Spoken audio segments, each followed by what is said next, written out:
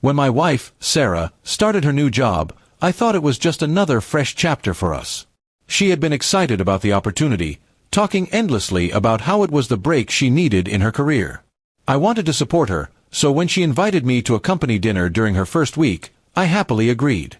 The evening started smoothly.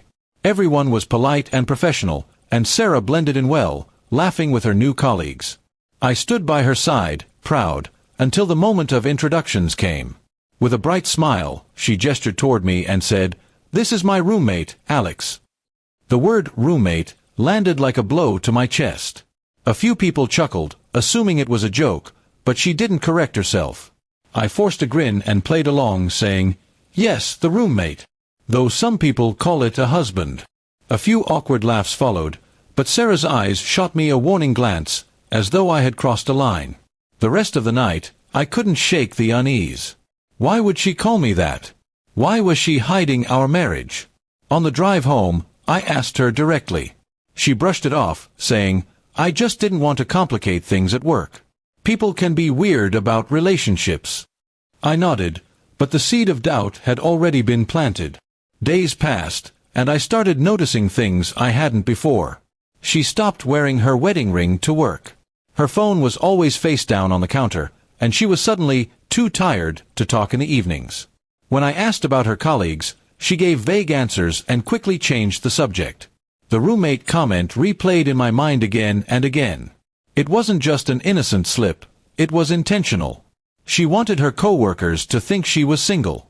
And I began to wonder why. One evening, I decided to surprise her by dropping by her office with lunch. But when I walked in, she wasn't at her desk. A coworker smiled and said casually, "Oh, Sarah's out with Daniel.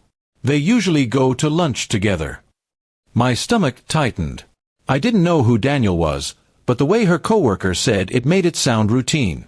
That night, I asked her about it. "Who's Daniel?" I said.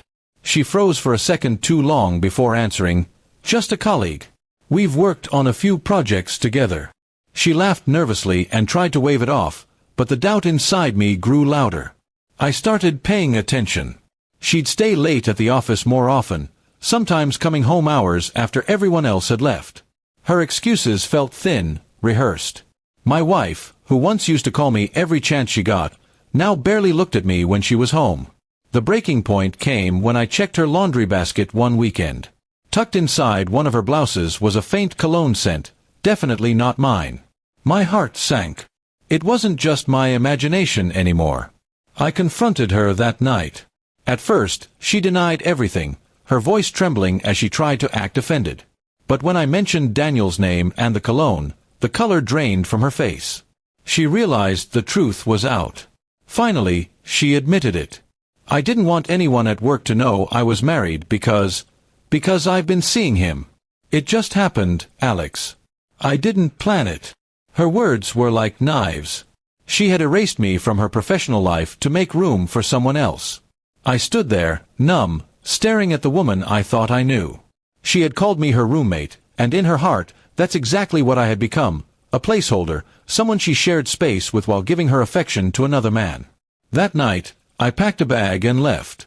The title of roommate wasn't a slip of the tongue. It was the truth she had already been living, and I had been blind to see it.